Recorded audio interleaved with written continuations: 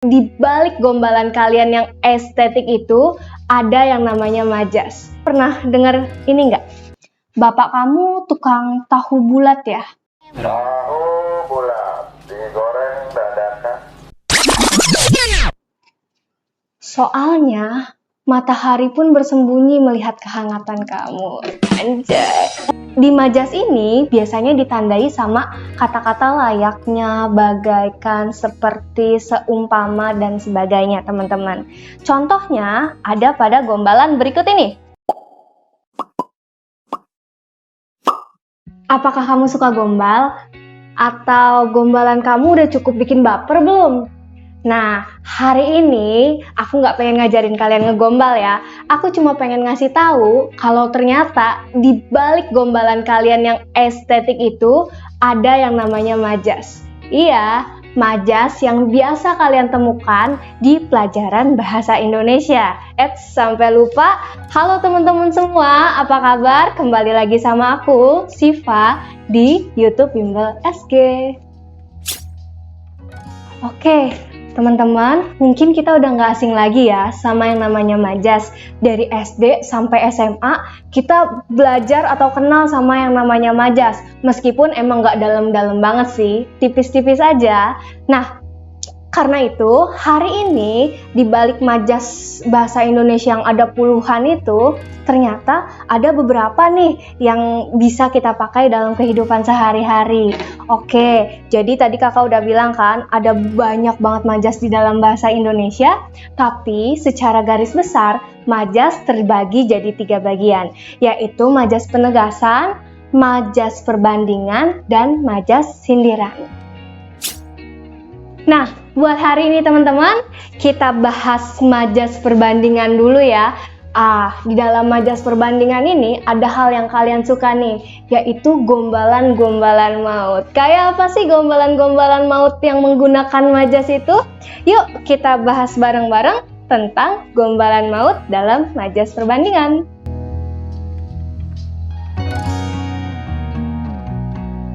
Oke, majas perbandingan itu teman-teman kebagi lagi nih, jadi banyak. Ada totem proparte, ada pars pro toto, eufemisme, banyak lagi ya teman-teman.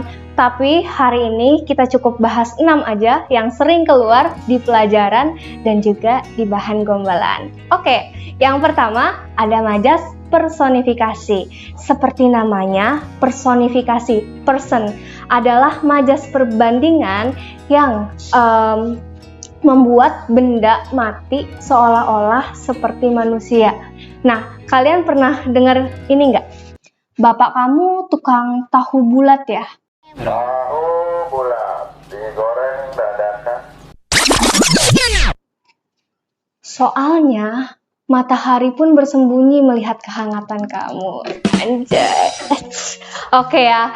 Nah, di dalam gombalan yang barusan, kita ngelihat yang namanya matahari pun bersembunyi. Oke, sembunyi adalah kegiatan manusia dan matahari bukan manusia.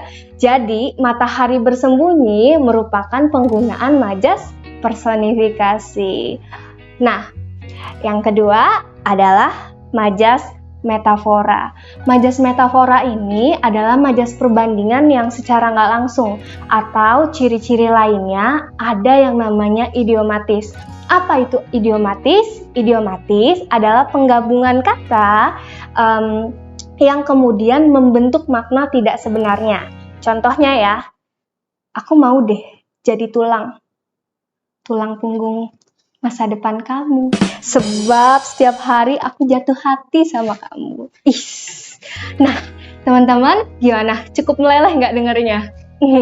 Di dalam yang tadi kita lihat ya, aku mau jadi tulang punggung. Oke ya, bukan tulang punggung yang maknanya bener-bener tulang punggung belakang kita ya, tapi tulang punggung di sini artinya adalah penanggung beban kehidupan kamu.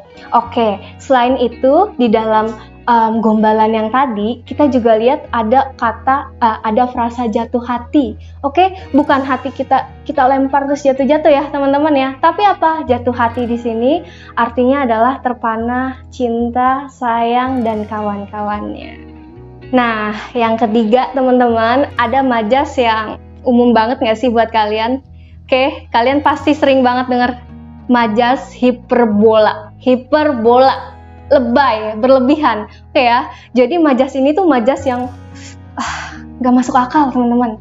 Oke, kenapa sih nggak masuk akal? Oke, coba kalian dengar ini. Kalau aku udah pacaran sama kamu, aku nggak mau tuh kamu jauh-jauh dari aku.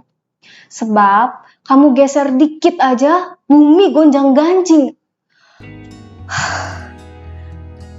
Kerasa kan lebaynya teman-teman? Yang aku bingung, ini pacaran sama manusia atau sama lempeng bumi? Geser dikit jadi gempa? Apa jangan-jangan pacaran sama gunung Merapi? Nggak asik banget ya teman-teman ya. Oke, jadi di situ kalian lihat ya betapa tidak mungkinnya seorang manusia bergeser tiba-tiba bumi jadi gempa. Oke ya. Nah, disitulah letak hyperbolanya atau letak lebaynya, oke, letak berlebihannya. Gitu ya teman-teman ya. Oke, lanjut. Kalian juga mungkin akan baper dengar yang satu ini. Oke, ini masih hiperbola teman-teman. Kalau aku disuruh melupakan kamu, aku memilih pergi ke kelurahan, minta surat keterangan tidak mampu. Oke, agak-agak berlebihan tapi gimana gitu ya teman-teman. Oke, jadi nggak mungkin kan ketika kamu disuruh melupakan seseorang yang ada kamu nangis kan, nggak mungkin kamu pergi ke kelurahan. Itulah letak kelebayannya. Nah, yang keempat ada majas simile. Oke, majas simile ini majas perbandingan tapi secara langsung. Jadi objek yang dibandingkannya jelas ya, A sama B. Oke, nah di majas ini biasanya ditandai sama kata-kata layaknya, bagaikan, seperti, seumpama, dan sebagainya teman-teman. Contohnya ada pada gombalan berikut ini. Aku tanpa kamu seperti ambulan tanpa uwiu-uwiu. Sepi. Oke ya teman-teman, ada kata seperti, aku tanpa kamu seperti. Oke ya, ada perbandingan ambulan tanpa sirine ya maksudnya ya, sepi. Oke, atau bisa juga kamu bilang gini, aku pengennya sih kita kayak sendal jepit aja, kayak sendal jepit aja, cukup 2, nggak perlu ada yang ketiga. Oke, selanjutnya kita masuk ke majas yang kelima, yaitu majas metonimia. Oke, agak-agak asing gimana gitu ya teman-teman namanya ya. Jadi metonimia ini adalah majas yang menggunakan nama produk atau brand atau merek ke dalam gaya bahasa. Contohnya, buatku kamu itu Indomie, seleraku. Oke ya, gitulah ya teman-teman ya. Terakhir di konten yang ini ada majas perbandingan yang sedikit beda nih dari yang lain. Kalau yang lain kan perbandingannya ngambil ke persamaan. Kali ini perbandingannya lebih kepada pertentangan, yaitu majas litotes. Apa itu majas litotes? Kalau aku sih sebutnya majas yang merendah untuk meroket. Jadi dia menurunkan kualitas kata-kata supaya terlihat lebih rendah diri teman-teman. Kayak rendah hati gitu ya. Nah, contohnya adalah,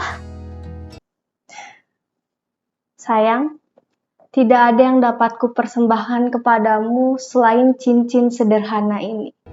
Oke, begitu dilihat itu cincin berlian 30 karat ya. Mohon maaf, sederhana di sebelah mananya. Oke, nah itulah penggunaan majas litotes atau majas yang kubilang merendah untuk meroket. Oke? Nah, itu tadi beberapa majas dalam gombalan maut. Sekarang aku mau tanya nih, kalau gombalan maut ala kalian gimana? Ayo coba tulis di kolom komentar gimana cara kalian ngegombal pakai majas yang lebih cetar membahana daripada yang barusan kita bahas ya teman-teman. Oke, cukup sekian dari aku, kurang lebihnya mohon maaf. Assalamualaikum warahmatullahi wabarakatuh. Good luck ya buat yang lagi PDKT. Dadah.